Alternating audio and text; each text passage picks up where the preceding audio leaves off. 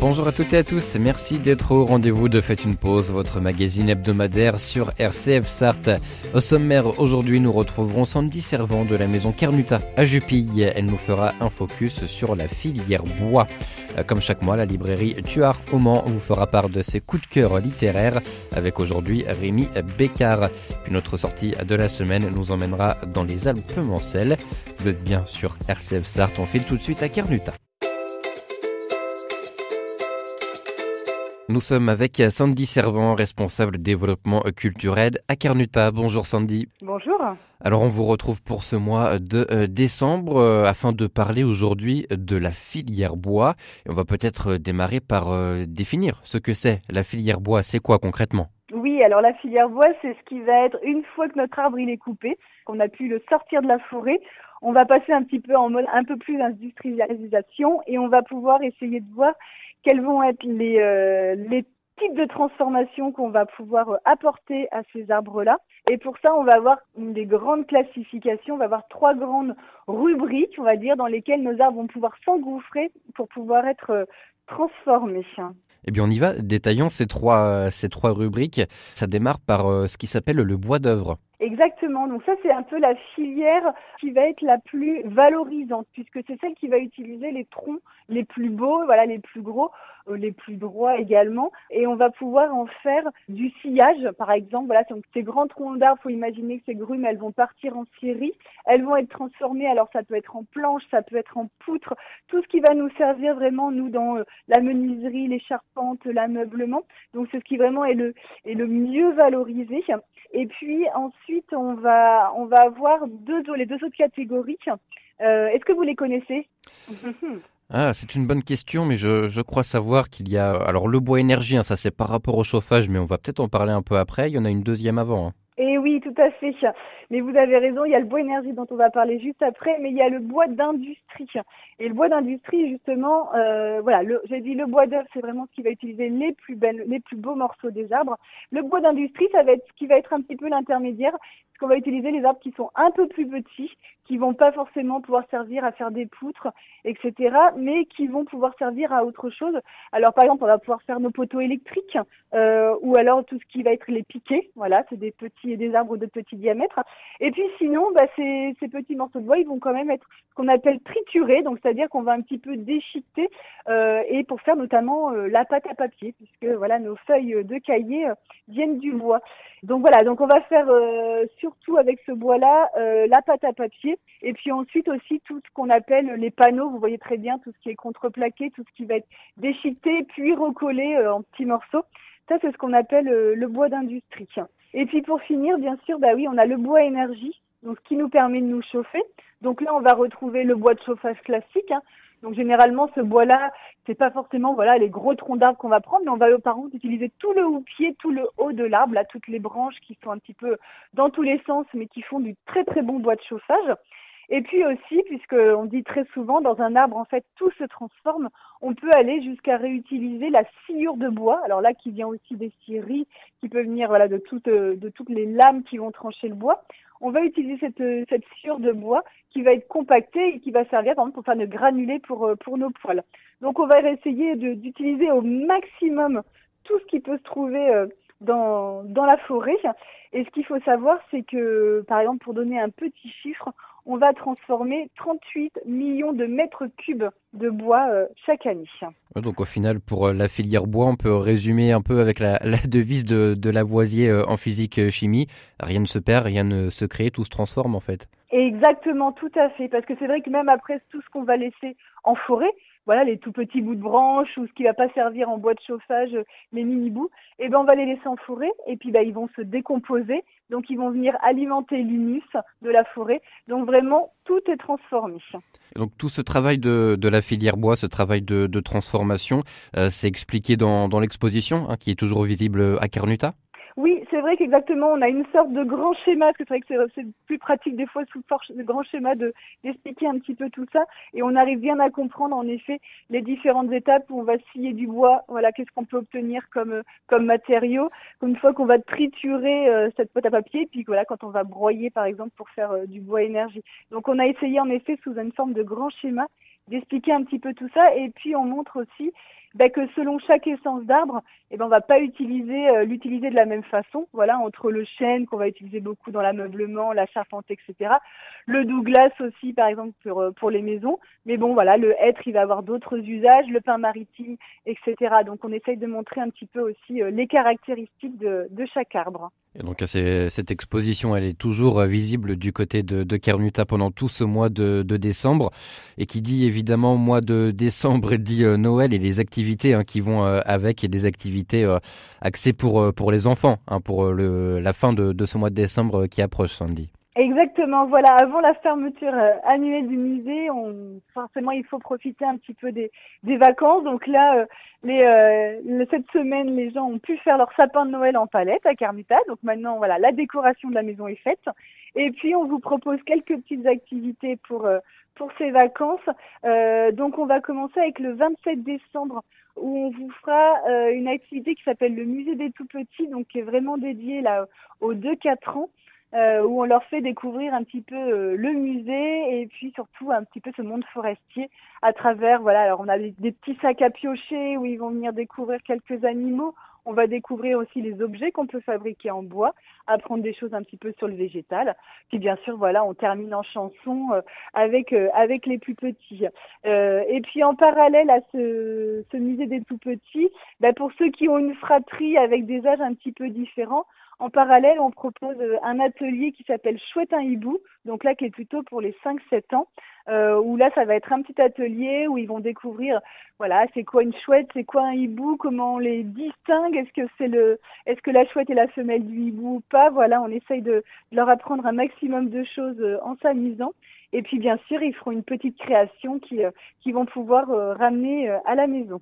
Donc ça va être le 27 décembre à 10h30. Et puis pour finir, on aura donc le 29 décembre, là un atelier pour les plus grands, donc pour les 8-12 ans, qui s'appelle Hiver quelle saison. Donc là, voilà, dans cet atelier-là, on va découvrir qu'est-ce qui se passe au niveau des végétaux et des animaux en période hivernale.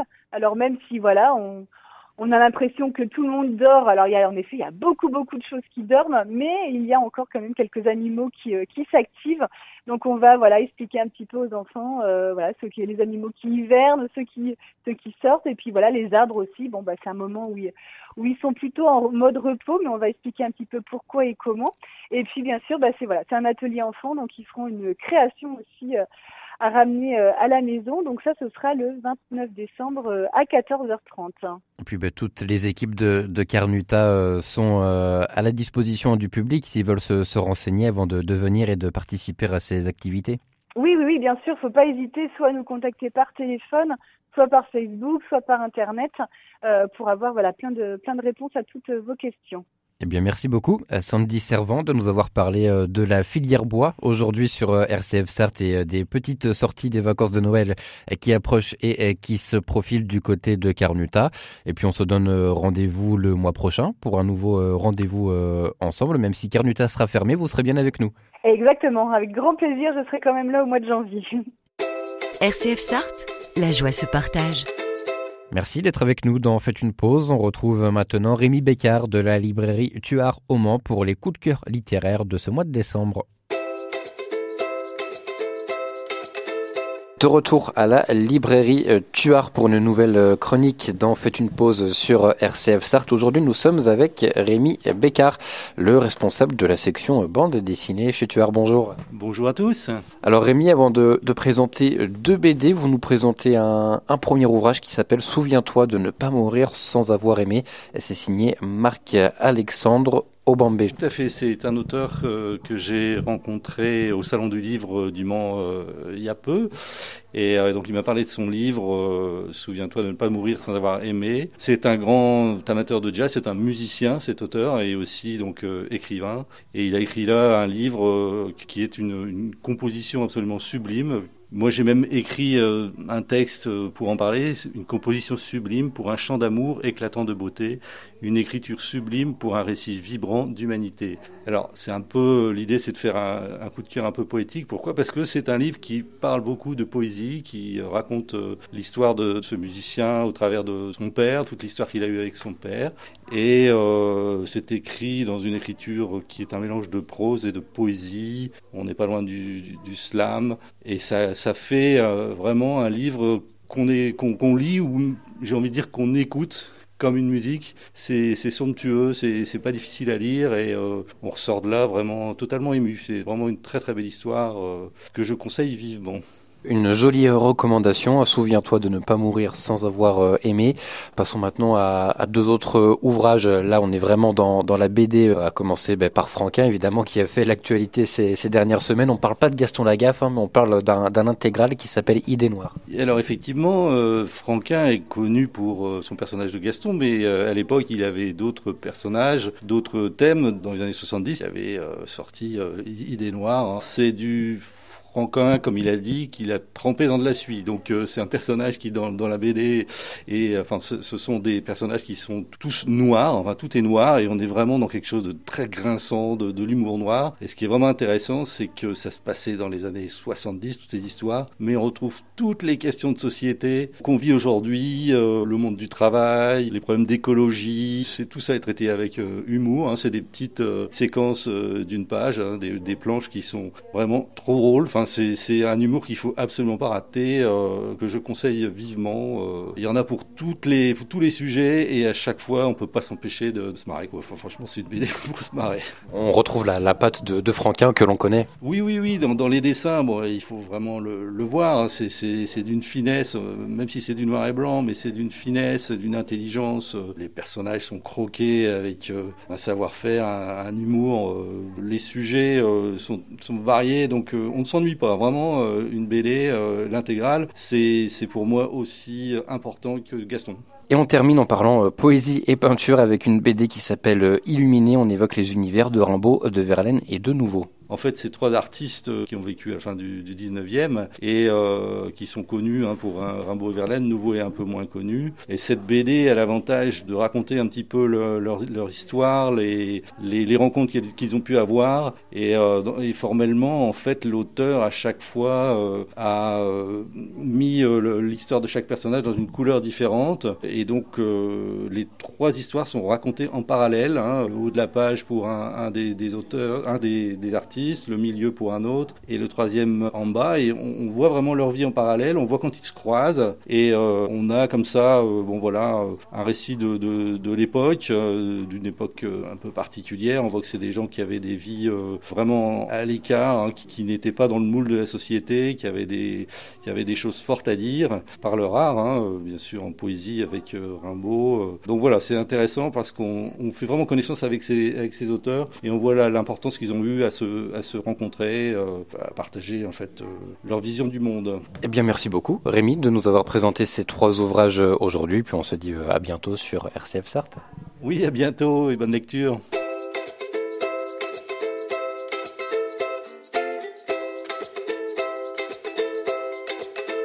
Vous êtes toujours dans Faites une pause sur RCF Sarthe. On prend maintenant la direction des Alpes-Mancelles. Nous retrouvons maintenant Vanessa Bélier de l'Office de tourisme des Alpes-Mancelles. Bonjour Vanessa. Bonjour à vous et bonjour à tous vos auditeurs. Alors le week-end qui arrive s'annonce festif dans les Alpes-Mancelles avec deux grosses journées, même deux gros week-ends sur les communes de Fresnay-sur-Sarthe et de Saint-Léonard-des-Bois. On commence par Fresnay ? Oui, exactement. Vous avez totalement raison. Si vous ne saviez pas quoi faire les jours qui viennent dès vendredi soir, eh bien, ne cherchez plus. Il faut monter dans les Alpes-Mancelles parce qu'effectivement, on a un très beau week-end en perspective. Donc, effectivement, on va commencer par Fresnay-sur-Sarthe qui, le vendredi 8 décembre, à la tombée de la nuit, à partir de 18h, vous proposera un spectacle de l'école de cirque Mimulus. Ça, c'est dans le cadre de Cité en Lumière. Cité en Lumière, c'est un très bel événement qui existe depuis 3 ans dans les petites cités de caractère de la Sarthe qui, à cette période de Noël, eh bien, l'idée, c'est de présenter ces villages d'une toute autre manière et notamment à la tombée de la nuit avec des illuminations un peu particulières. Eh bien, à Fresnay-sur-Sarthe, bien sûr qu'on organise cette manifestation et elle démarre dès le vendredi 8 avec ce spectacle de l'école de cirque Mimulus qui se tiendra devant la porte du château à Fresnay-sur-Sarthe, c'est à 18h. Et ce sera suivi avec la mise en lumière du parc du château, justement. Il y aura des centaines de bougies qui seront disposées dans ce très joli jardin public parc du château. Et donc, les visiteurs pourront y déambuler jusqu'à 20h30. Donc, tout ça, c'est dans le cadre de Cité en Lumière. Bien sûr, il y aura aussi les monuments fresnois qui seront mis en lumière. Et notamment, je pense à l'église avec les vitraux. Voilà, donc vraiment un week-end sous le signe de la lumière. Alors sachez que justement sur ce week-end, il y a également un groupement d'artistes et d'artisans qui se sont unis à Fresnay-sur-Sarthe. Je vous rappelle que Fresnay-sur-Sarthe est ville et métiers d'art. Eh bien, vous avez un Fresnay en art, c'est un marché d'art et d'artisanat qui aura lieu tout le week-end, donc samedi 9 et dimanche 10.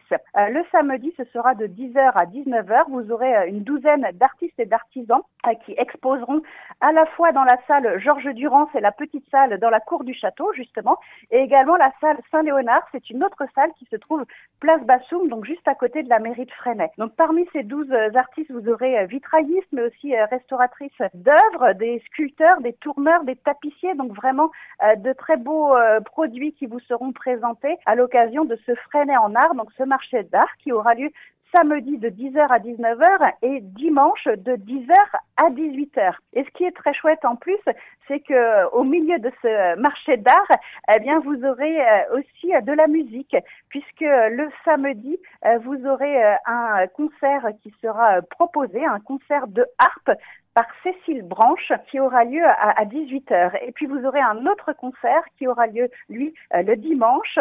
Et cette fois-ci, c'est une interprète mezzo-soprano qui déambulera dans ce marché d'art à partir de 15h. Donc vous pourrez profiter de ce très très beau concert le dimanche 10 décembre. Donc vous voyez un beau programme à Fresnay-sur-Sarthe pour ce week-end. Et je vous passe des détails puisqu'il y a aussi les puces de Fresnay qui auront lieu le dimanche. Il y aura donc de quoi faire à Fresnay, mais aussi à Saint-Léonard-des-Bois. Hein. Exactement. L'avantage, c'est que vous pourrez faire les deux. Puisque sur Saint-Léonard-des-Bois, on va se concentrer surtout sur la journée du dimanche, puisque ce sera le traditionnel marché de Noël.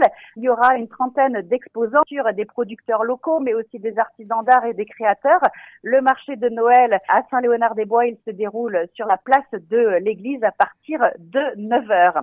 Et vous aurez aussi dans l'après-midi l'arrivée du Père Noël qui ravira forcément les plus petits. Et vous aurez d'ailleurs, pour les plus petits de la commune, l'arbre de Noël qui sera proposé. À 16h30, vous aurez un concert gratuit dans l'église de Saint-Léonard-des-Bois et c'est un concert de chorale. Et vous aurez 3 chorales qui seront présentes. La chorale Ophélia, mais aussi Dame de Chœur et la classe de chant de l'école de musique des Alpes-Mancelles. Et puis à 18h, dans le cadre justement de Cité en Lumière, puisque je vous rappelle que Saint-Léonard-des-Bois est tout nouvellement petite cité de caractère, eh bien à 18h, vous aurez la mise en lumière aussi du village avec des centaines de bougies, mais aussi des torches.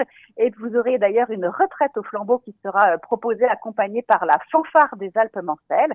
Et puis à 18h30, vous aurez un spectacle de cracheurs de feu dans le jardin du presbytère.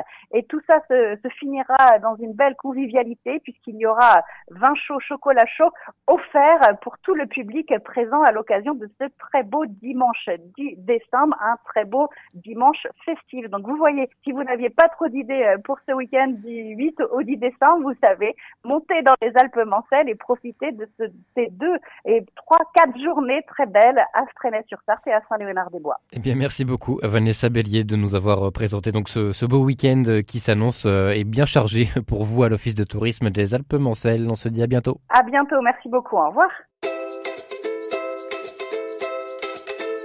Et bien voilà, faites une pause, c'est terminé pour aujourd'hui. Merci infiniment de nous avoir suivis. Je vous dis à bientôt et vous souhaite une excellente journée.